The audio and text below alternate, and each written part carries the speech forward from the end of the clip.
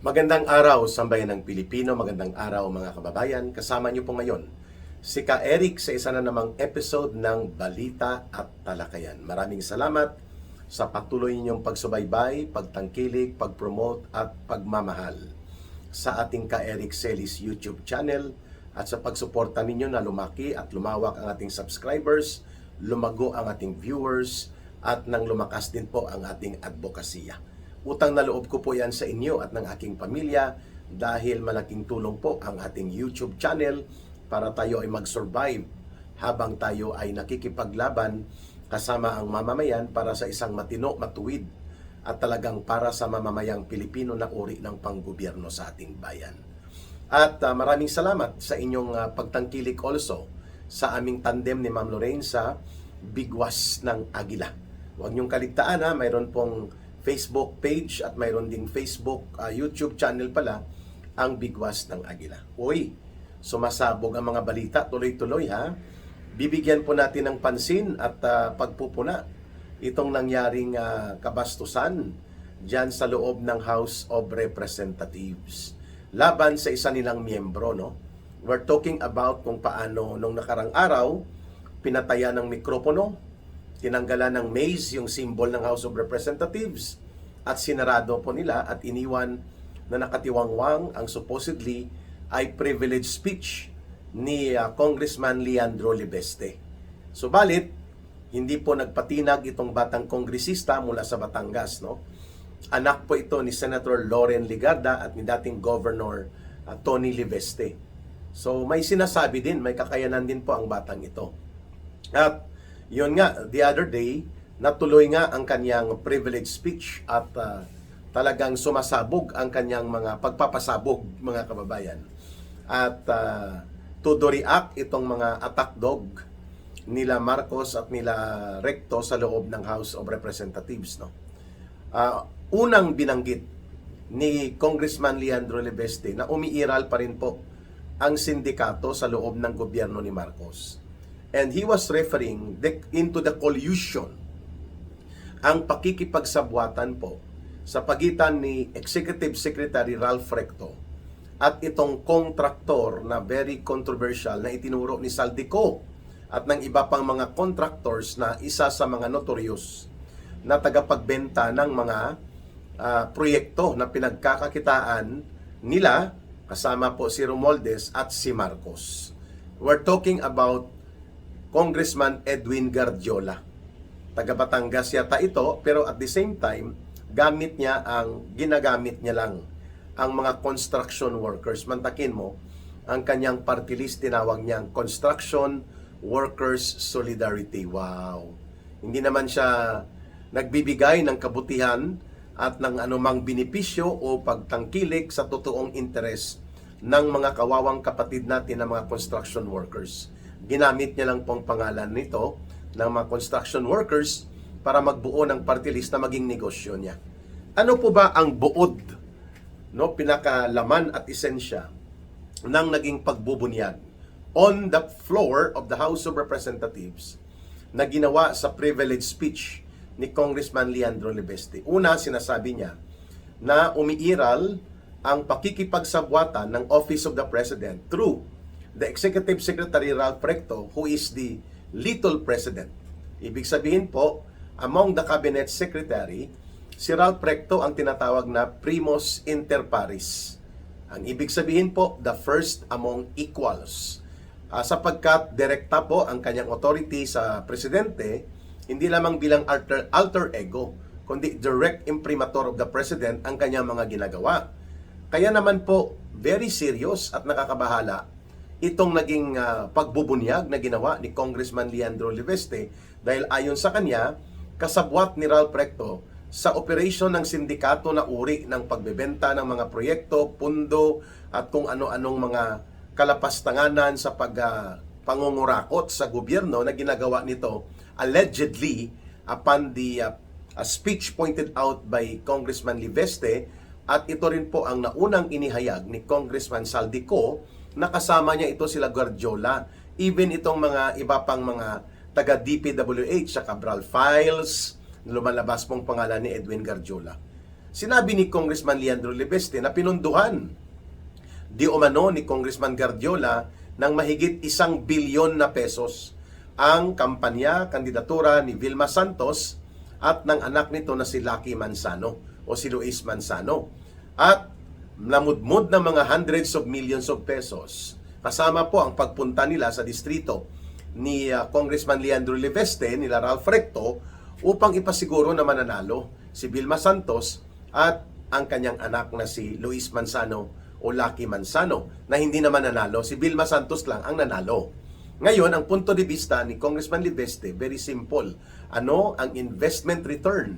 Ano ang kikitain at ano ang benepisyo at ganansya ni Congressman Guardiola sa kanyang pagpundo ng kampanya sa eleksyon sa pagiging gobernador at vice-gobernador ng asawa at step-son ni Ralph Recto na sila Vilma Santos respectively at si Lucky Manzano. Simple lang po ang ibig sabihin yan. Kasi in the next expose na ginawa ni Congressman Leandro Libeste, ipinakita niya ang pagpupulong na siya ay inimbita ni Edwin Guardiola nitong CWS party list na natukoy na po. In fact, there is a pending and ongoing freeze order sa kanyang mga ari-arian, accounts, mga properties, at umaabot po sa mga humigit kumulang 700 billion pesos or between 400 billion to 700 billion pesos ang mga transaksyon na sinusundan sa loob ng 3 taon involving the different accounts ni Tony Guardiola. So nakakalula at napakataas ng probability ng katotohanan na ito nga ang sangkot sa mga pagbebenta ng proyekto. Ibig sabihin po, ng pagbebenta ng proyekto, kung mayroong 1 billion na project, kukunin niya yon, no? Sa House of Representatives, i-coordinate niya sa DBM at DPWH ang pondo, tapos ibebenta niya. Habang wala pa ang pagbaba ng pondo, sasabihin niya sa isang kontraktor, may 1 billion na project dito, kalsada ito, may flood control na at may dike. So, i-advance mo na ang 25%, ikaw na bahala magpatupad. Habang wala pa, ito na, ako na bahala sa SARO.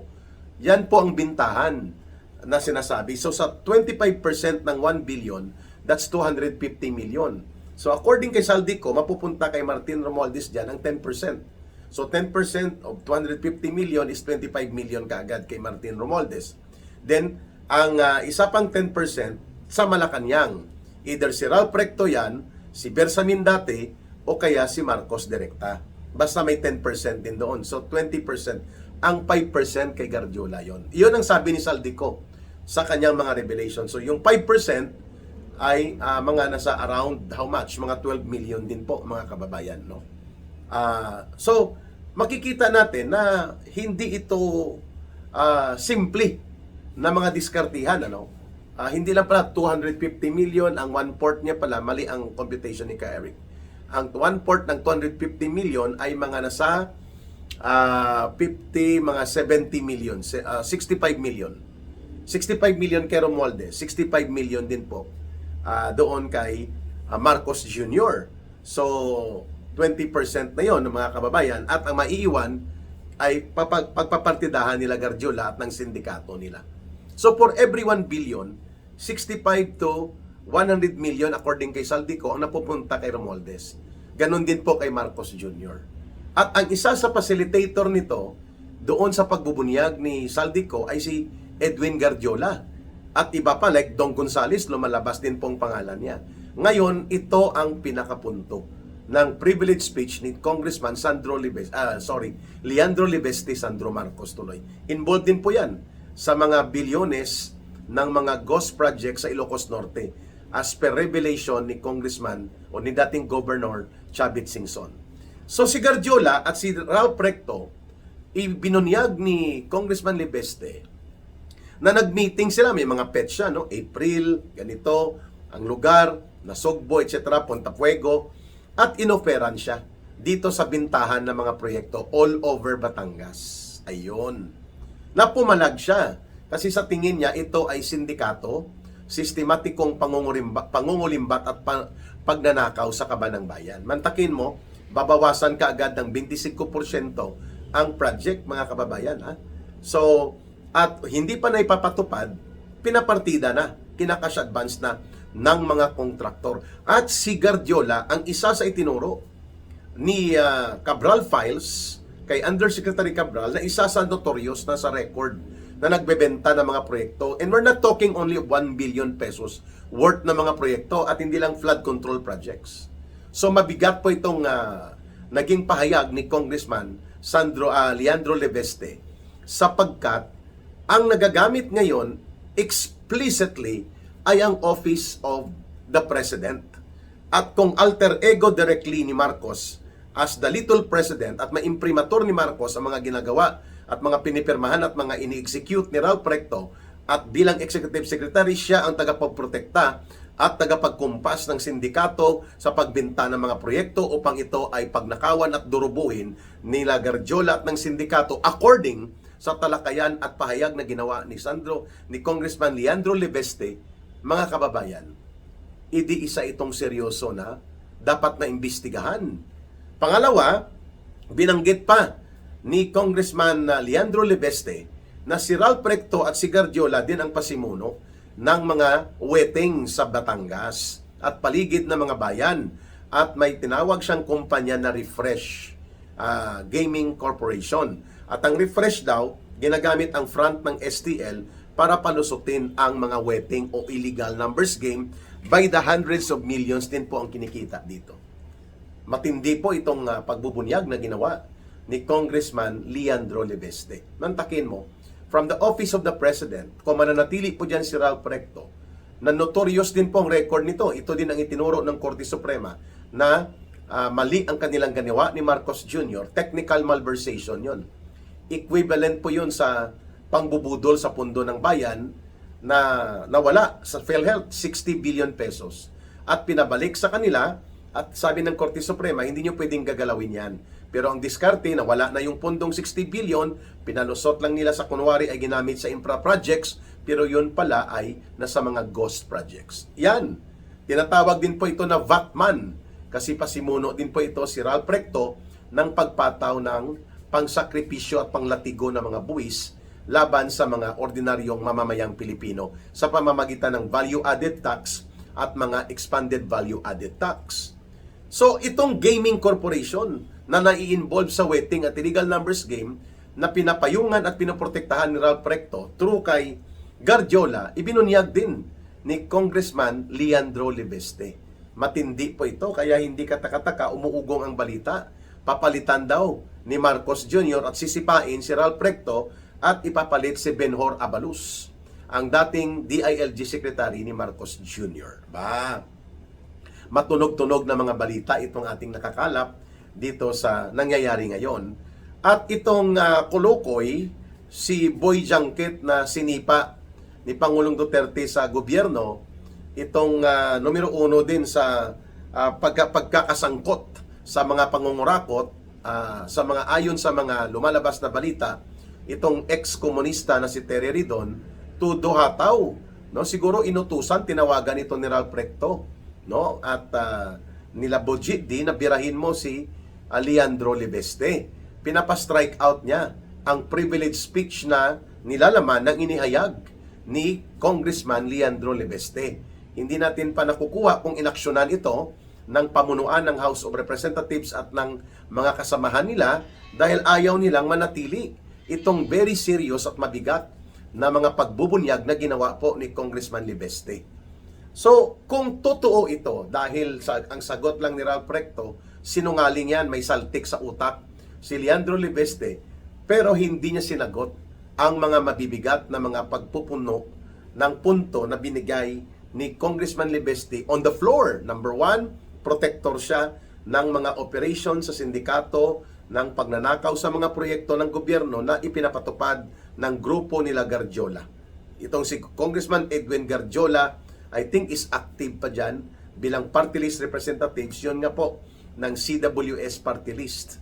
Ngayon, pangalawa, maliban doon sa pagprotekta at pagbibinipisyo doon sa pamumorsyento sa mga proyekto na ito at iba pang mga proyekto na ginagamit hindi lamang sa flood control ang mga pundo, si Ralph Recto itinuturo din po ni Congressman Leveste na partners in crime, di umano, doon sa Batangas operations ng mga STL bilang cover dito sa illegal numbers game na wedding.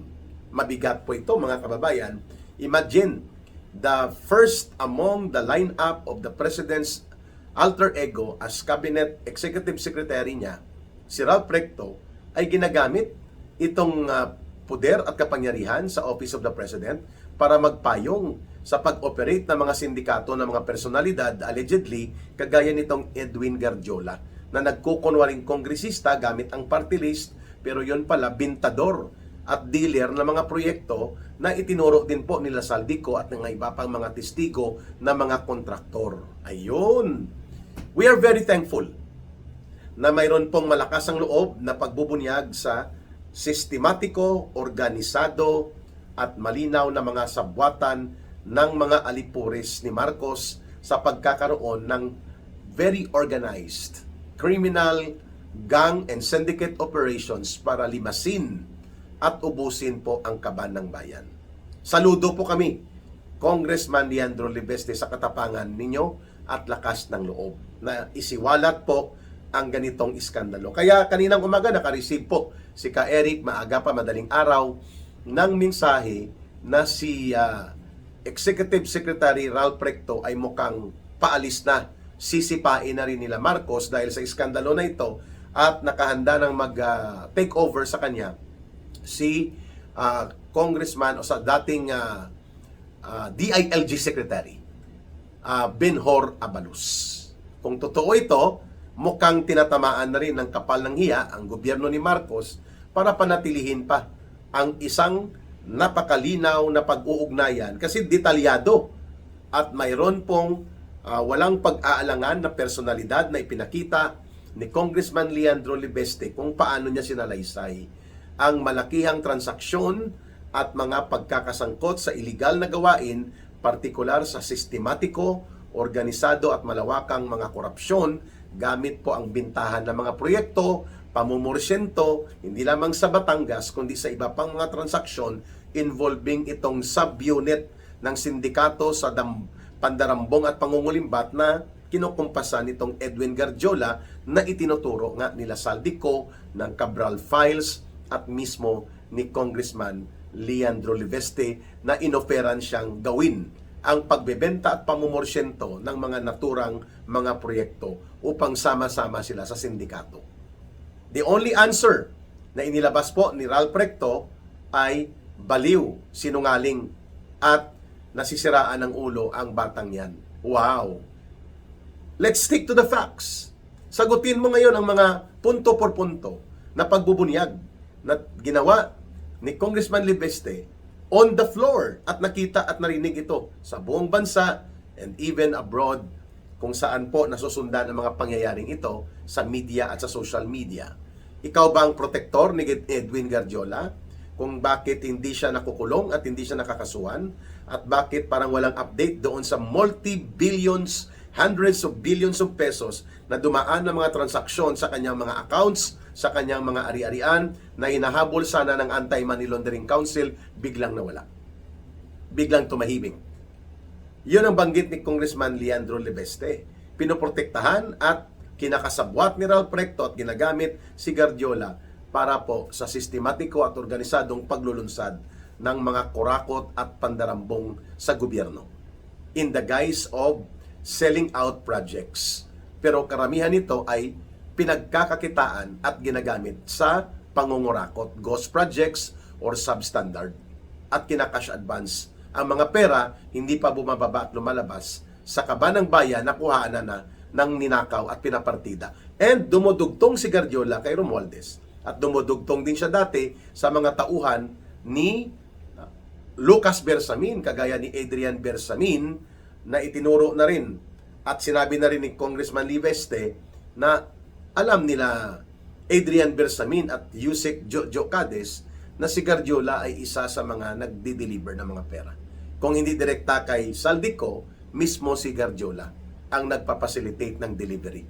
And now, we have heard it enough that Ralph Recto, using the powers of the Executive Secretary, being like a little president at bilang napakalawak na poder ng Office of the President, hawak niya, at itinuturo siya na protektor nito, wala man lang investigasyon o o seryosong pag-call out mula sa Malacanang kay Ralph Recto at wala man lang akto na disiplinahin siya at upang mapanagot siya dito sa katotohanan ng mga ibinubunyag ngayon nitong Congressman Leandro Leveste.